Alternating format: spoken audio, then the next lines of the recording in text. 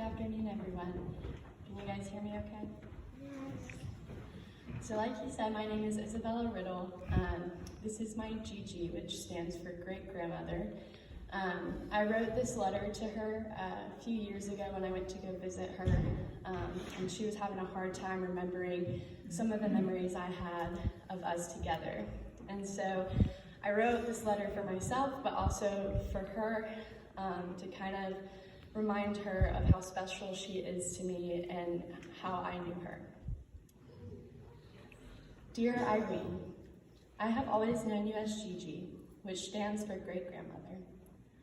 I'm your oldest great-grandchild, Isabella.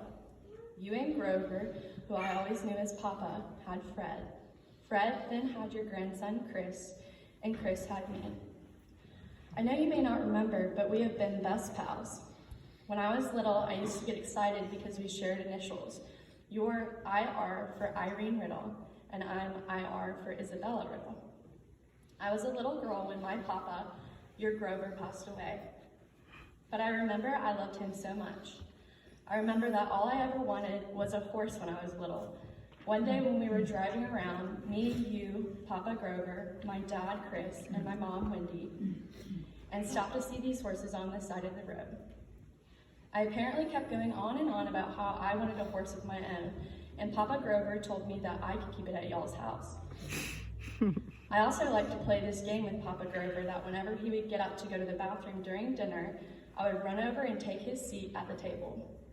Growing up, I remember you and my parents telling me I was goofy like he was, and that meant the world to me.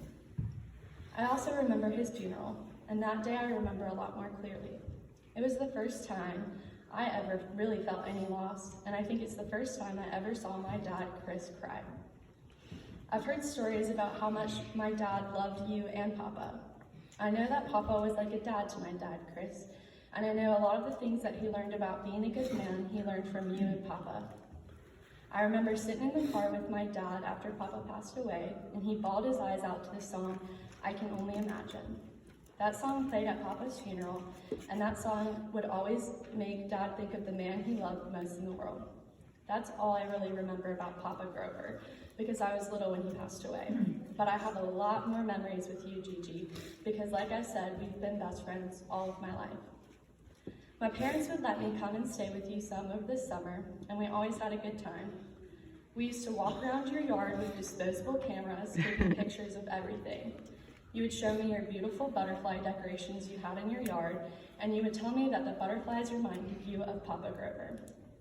You never did tell me why those butterflies made you think of him, but now every time I see a butterfly, I think of him too. We would sit on the long tables in your backyard and just talk and talk and talk.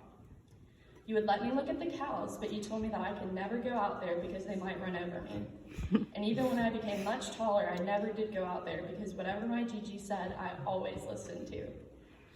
After our long adventures, you would always cook me the most delicious food in the world. You would make country fried steak, biscuits, chili dogs, french fries, and my personal favorite, mac and cheese.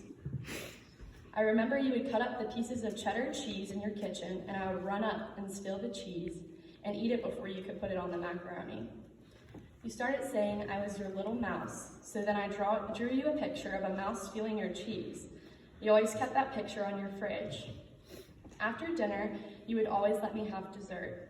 So we would walk down to the room where the freezer was, and you would pull out 2 ice cream sandwiches, one for me and one for you. We would spend the rest of our nights watching whatever we could find on TV. You would get all cozy in Papa Grover's recliner, and I had a little red recliner for myself too. I eventually got too big for the red rocking chair, so I would sit in the green rocking chair and look at all the pictures you had of my dad when he was little.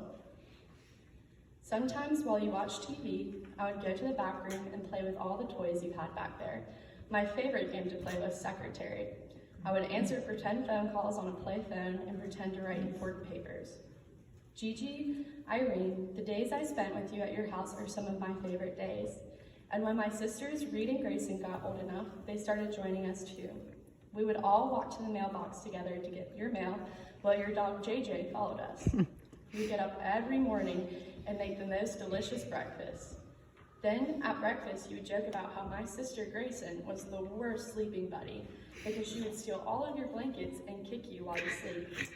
However, every night when it was time for bed, you would never choose another sleeping partner.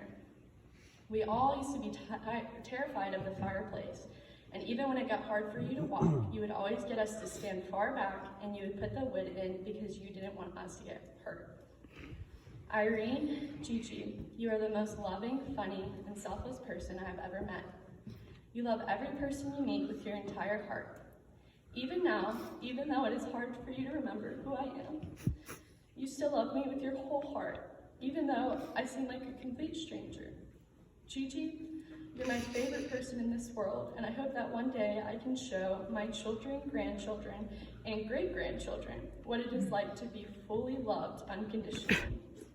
No one will ever be as tough as you or as good a cook as you, and certainly not as loving as you. But I will do my best to make sure everything you've taught me will not be forgotten. I will always have a piece of you with me, and for that, I'm a better person. I love you always, my beautiful Gigi. Love your great-granddaughter, Isabella.